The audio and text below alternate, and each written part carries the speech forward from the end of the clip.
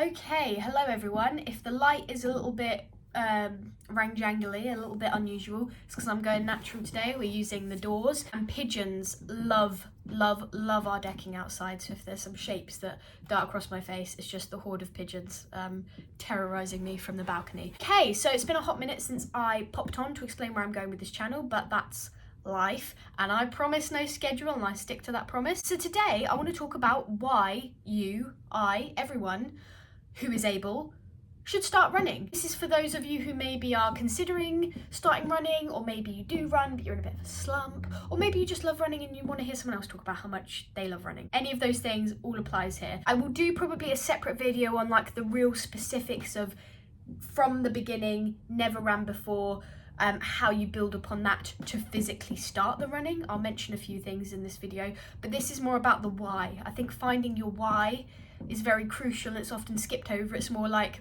download Couch to 5k and off you pop, you know, get a cheap pair of trainers from JD Sport or wherever, I don't know, you know, lace them up, get out the door, you know, do a little bit of run walking. Yeah, like, you know, we can all look up and Google how to start running and find a plan that tells you to run for 30 seconds and walk for a minute. Brilliant, definitely not disparaging any of that. That's great. In fact, that is exactly how I would recommend everyone starts running. However, that's not necessarily going to be the focus of this video. Today's more about like why.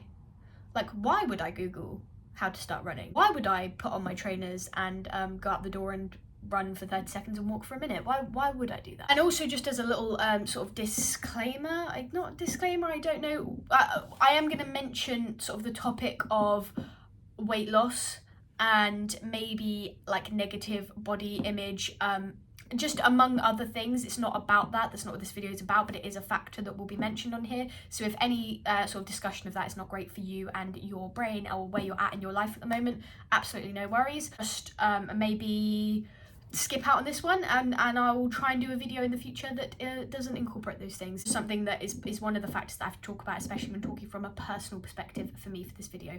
So yeah, cool, no hard feelings. Do what's best for you. So a quick sort of rundown of my running journey, just so I can sort of preface this with my experience, because I've only lived my life, I only know what I feel, and then talk a bit about like other people's whys, how you find your why, and why having a why is important. Said why many times then, and there will be many more in this video. When I first started running, I'd had no running background whatsoever. I find a lot of people that I follow and listen to online that are in the running world all have done like cross country as a kid, or they ran track, or they whatever. Could never be me. I didn't even have physical education, like literal PE lessons as a teenager. I went to a dance school, so that wasn't even offered. So we did dancing, so I definitely had an aerobic capacity in some sense, but running, you couldn't get me to do it. Not even for like, oh, the bus is there, Laura, come on, it's gonna leave. I'd be like, I'm not getting sweaty. I don't want to. That's simply not for me. I do have a very brief memory in primary school in sports day. I would only ever participate in the ones that were like the egg and spoon, maybe a three-legged if I felt really pushing myself.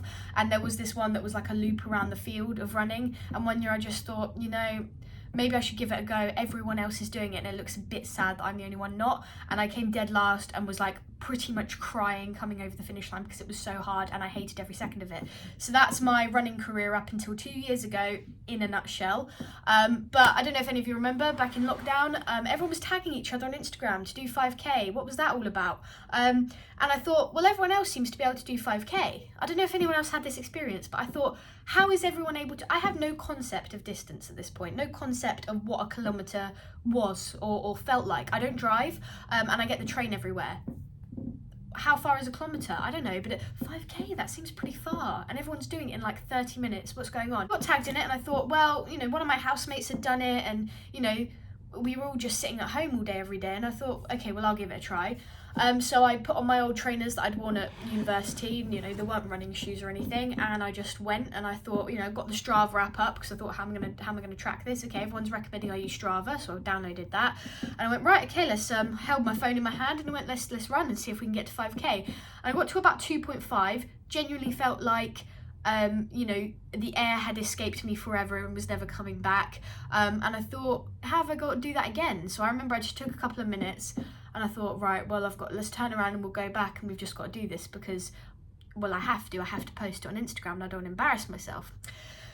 So, you know, there's nothing like embarrassment and, you know, online pressure to get you to, do a bit of exercise and make yourself uncomfortable. So I ran back the other way, and I think I did it in about 38 minutes, something like that, including sort of the rest I took in the middle. And I thought, well, it wasn't great, but it also, it wasn't the most painful experience of my life, So I thought, well, okay, check, done. I can run 5k at an absolute push. Cool, that's it, sorted. But then I realised that I get cabin fever pretty badly, being in the house every day, all day, as many of us probably realised during that lockdown. And I thought, I've always lived a very active lifestyle. I have a chronic illness, so while I have spent many weeks bedridden or in hospital, I do generally, when I'm not in flares or, needing severe medical attention, I do live a very active lifestyle. So walking a lot, working in London, up and down stairs all day, every day in my job. That was it, sort of, just before lockdown anyway. So I realised that I was feeling a bit sluggish, and to be perfectly honest, I also felt like I was putting on a bit of weight. I have a bit of a negative history with sort of body image, weight and food. Had some sort of disordered eating tendencies throughout my life ever since a kid. That comes from the dance background, and also I was a bigger child. Always have been, and always loved my food. Still love my food. Food's one of the simple and most wonderful pleasures of life. I'm from an Italian family, big Italian family. Food is a central thing for us, and so I always had a lot of negative feelings towards myself and my body because of the accumulation of all of those things, working in an industry that is very appearance focused, and there's a lot of taboos around food, exercise, all of that, and so I'd felt a bit uncomfortable in lockdown, to be honest, because I wasn't moving, and I am an emotional eater. That's how I've always been, and I wasn't really doing anything to address that on the mental side. I was just kind of going in on that, and I thought, well, maybe I should start running, or at least getting out of the house to do some exercise. I was doing some home workouts. I've always enjoyed strength training and conditioning because that's just something I did throughout my dance life. So I was doing sort of home workouts with little dumbbells, with filling up a rucksack with cans and doing pretending it was a kettlebell, sort of between me and my housemates, and hula hooping. Did lots of that. Not sure what that was all about. But I thought, right, okay, we're going to try and go some runs. So I'd go sometimes by myself, sometimes with my housemate, and we would just go out for 2 or 3 kilometres, 5 an absolute push, and just every time I'd see if I could go a little bit further. And I was tracking it on Strava, so I kind of knew my pace and all of that. But it started out as a tool for weight loss and trying to sort of get out of the house and to reduce some of that cabin fever from being in lockdown, because it really was one of the only sort of activities and exercise that you were allowed to do. So I didn't have those were my whys at the start of this thing. But I realised pretty quickly that my whys shifted, and when they shifted, my whole attitude towards running, my mental health, my body image, all got exponentially better, because I stopped focusing on what running was doing for my body and focused on what it was doing for my performance and my mind. Now, a lot of people that start running, especially older in life, are those people that don't have a history with performance-based running, whether that be cross-country, track, whatever. Generally speaking, it's to do with our bodies and how they look. And obviously that's a generalisation, but just from my experience of listening to lots of other people who are a bit similar in story-wise to me, that was the motivation for starting running. However, the beauty of starting running is that it's quite a subtle shift into this new realm of performance-based goals rather than aesthetic goals. And I cannot emphasize enough how freeing that is. So for me, it was when I realized that I'd stopped thinking about how many calories I was burning when I was running, and had started focusing more about what pace I was running and how far I was running, and if it was better than what I'd done before. Now, I'm a metrics person. I've always loved metrics, always loved, the numbers. I like seeing linear progress. And if you want something that is the true definition of if you work hard, you achieve, you have running. If you go out 3-4 times a week and you try and run easy most of the time. You do the 80-20 rule, which I'll talk more about in a separate video about the mechanics of actually getting started running and programs and all of that stuff. But just as a brief overview, when you first start running, run as slow as you can. That's the biggest tip I can give you. Run slow, and maybe do one run a week that's like a little bit faster, or you do intervals, or you go, I'm going to sprint to that lamppost and then I'm going to walk, and I'm going to sprint to the next lamppost. You do a bit of a fartlek style training. You will get that's the big, as just a little caveat, that's the top running advice I'm going to give you for this, because that's not what I did, but that's what you should do, and you'll reap the absolute benefits of that. But if you're getting out and you're running 4 times a week, and you're just, you're trying to keep your heart rate low, you're running at an easy, trying to keep a conversational pace, say you go running with a friend, you can sort of say a couple of, sentences to each other as you're running. You will notice week on week that you find it easier, that your pace gets quicker, that you can do a 5k where you're really trying to run fast one week and it will be this time, and the next week you go to do it and it is even quicker.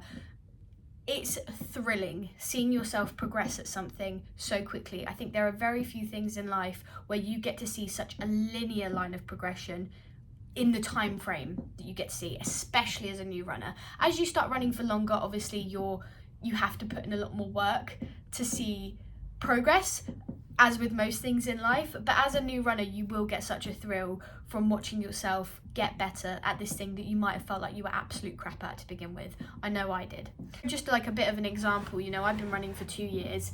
My first 5k was 38 minutes. I can now run a 5k in 25 minutes. My first 10k, an hour and 7. I just ran one at 51 minutes.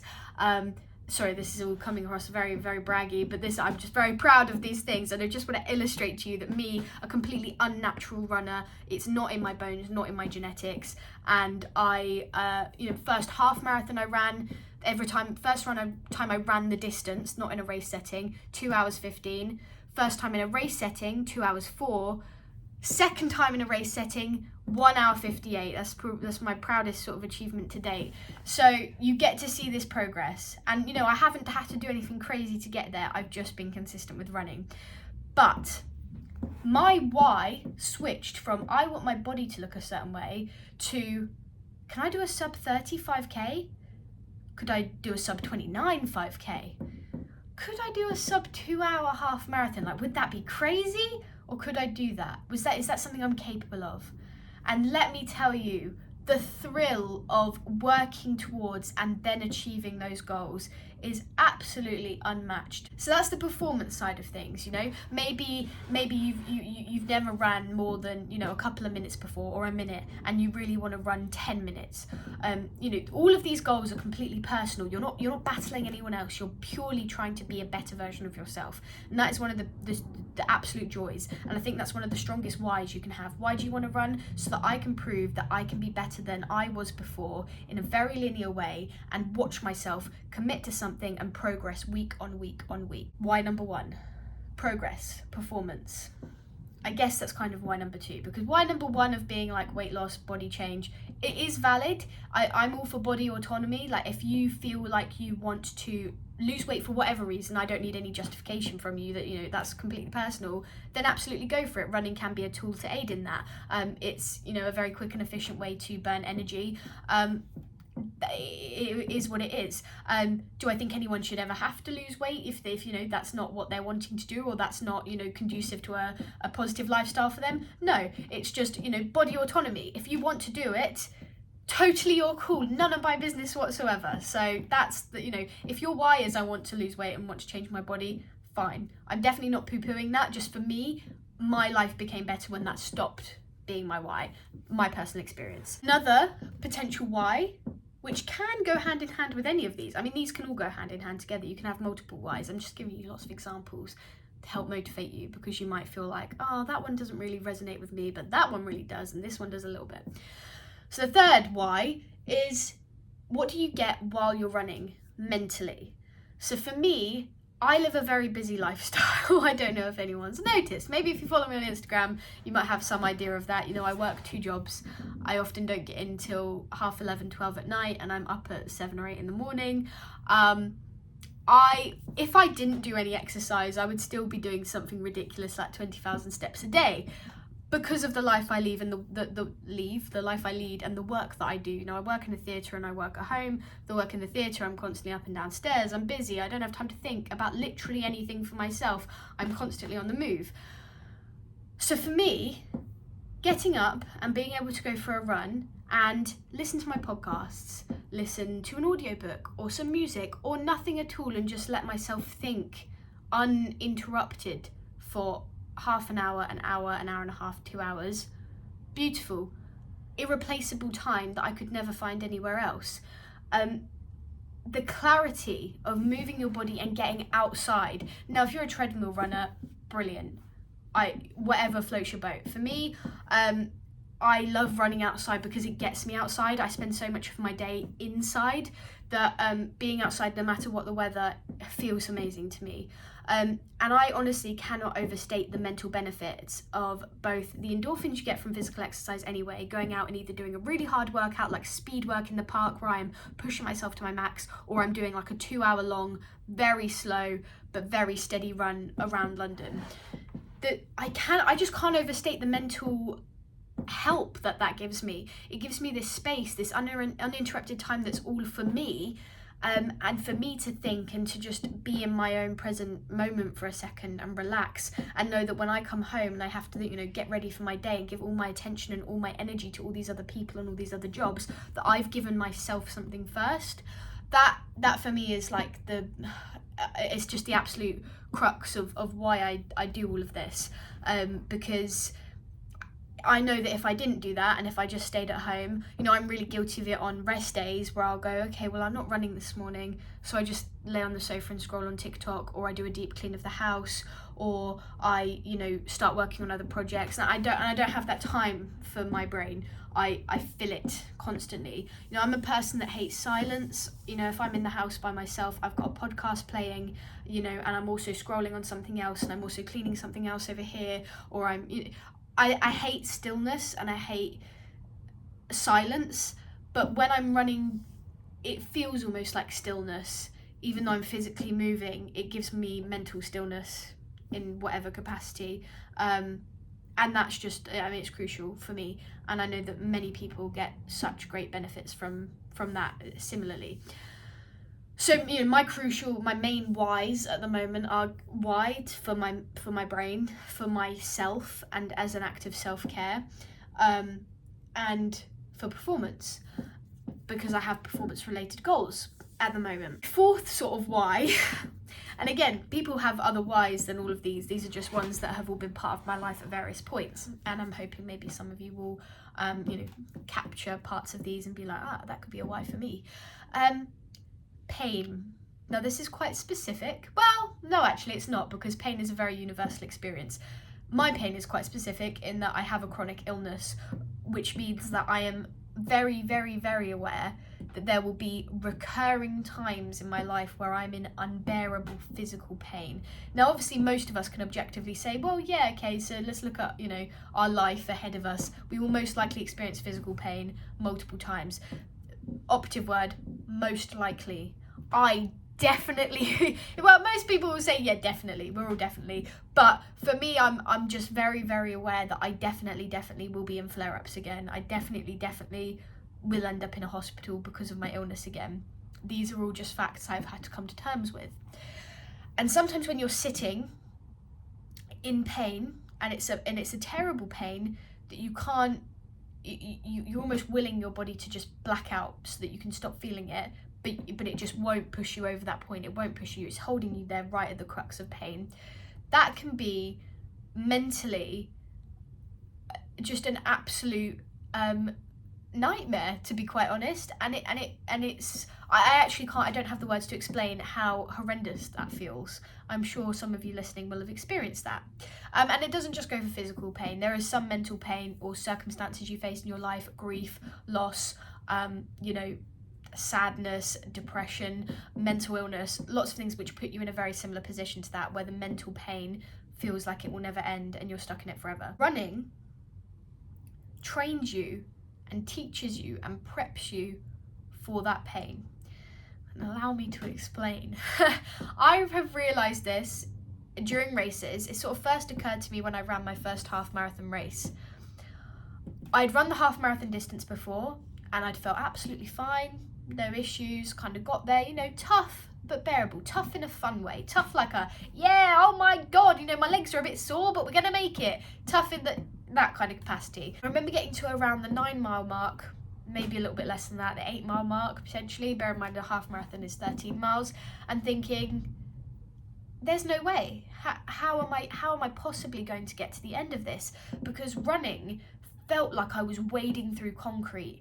And I remember I had my vision just fixed ahead of me, and I was having to, I was saying mantras. I'm not really a manifesting, mantra speaking person. I find myself cynical to a fault in that I really do try to I try to be as open as possible, and I try to be as, and I am definitely interested in all of that, but I do find the cynical side of me being like, oh, that's not going to help me. It's not for me. It's not for me at all. But I was thinking of everything I could under the sun, going, oh my God, because the pain I felt, the physical heaviness, the fatigue, everything, genuinely in that moment, I was thinking, this is the hardest thing I have ever done. And even saying it sounds ridiculous, but I can't overstate in that moment. But as I was running and I was going, but there is no option. You have to see this out. At some point you're going to cross that finish line and you'll have done it. You have to see this out. You one foot in front of the other, you keep running and you do it. And I suddenly had this image pop up to me of when I was in hospital, and I had these waves of pain just coming over and over and over me, and I felt like it would never end, but then it did. And as I was running, I thought, I'm going to be so well equipped the next time, because if I can get through this, then I can get through that pain again, because I know that I can. I'll have done it. It's another thing. It's another string in my bow. What's the phrase? I don't know. I'm trying to think of analogies. It's another feather in my bow. I don't know what the phrase is. I should have paid more attention in English. It's another thing for me to draw on when things are tough. It's another thing for me to use as proof that I can get through difficult things.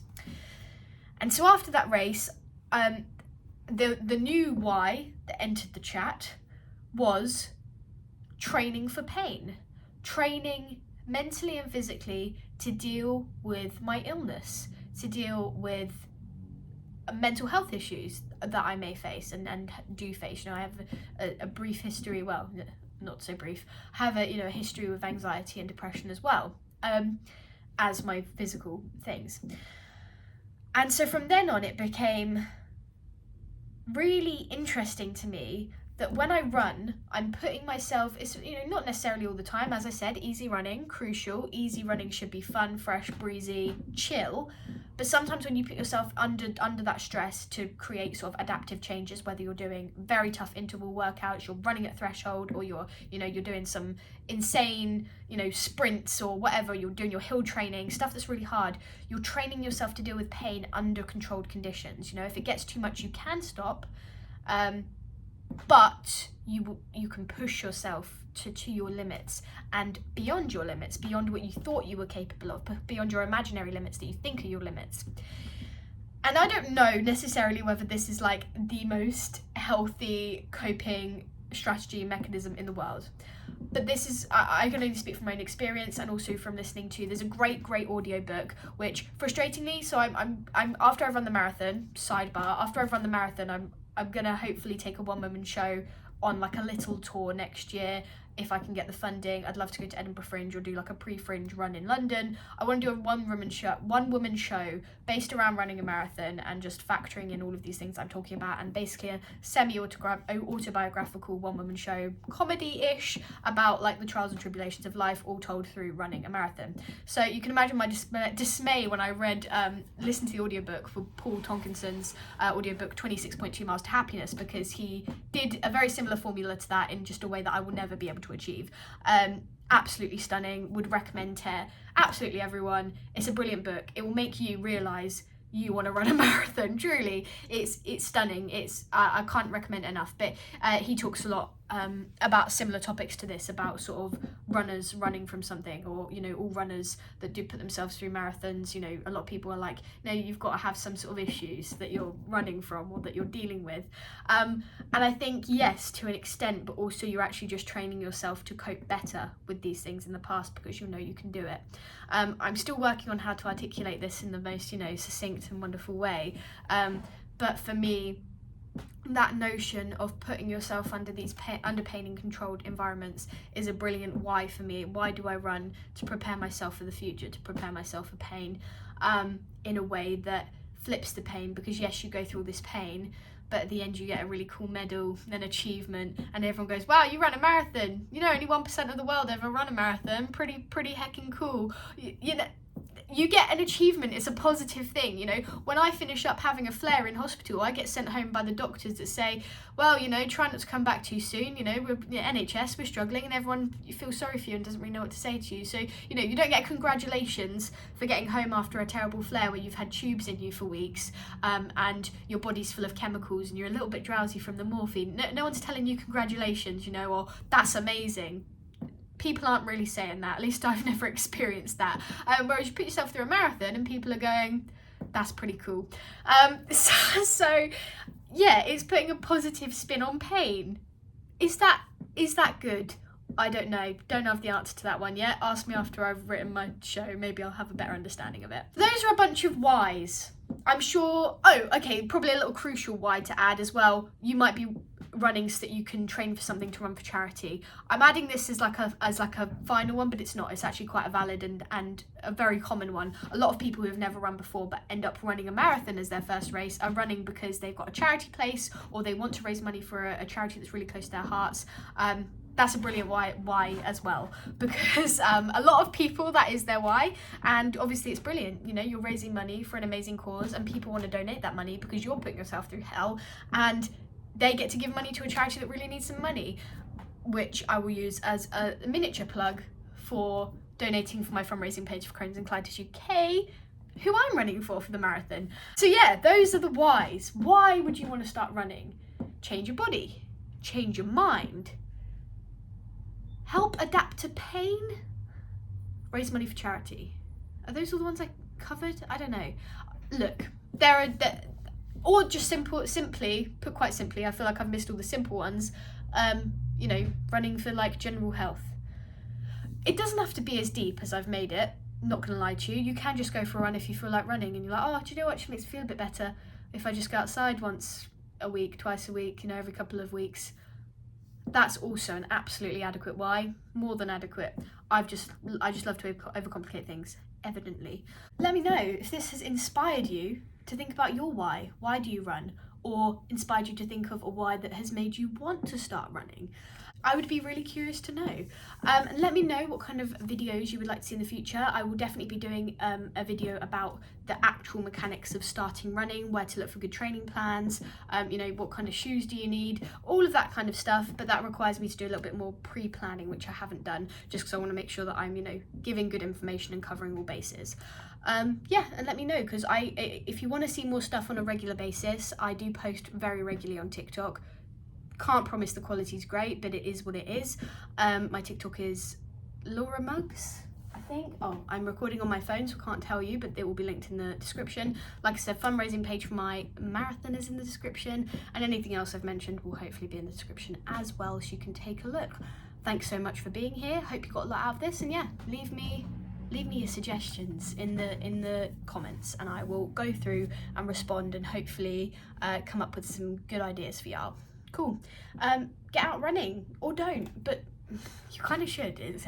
It's really good. It's good fun. Thanks.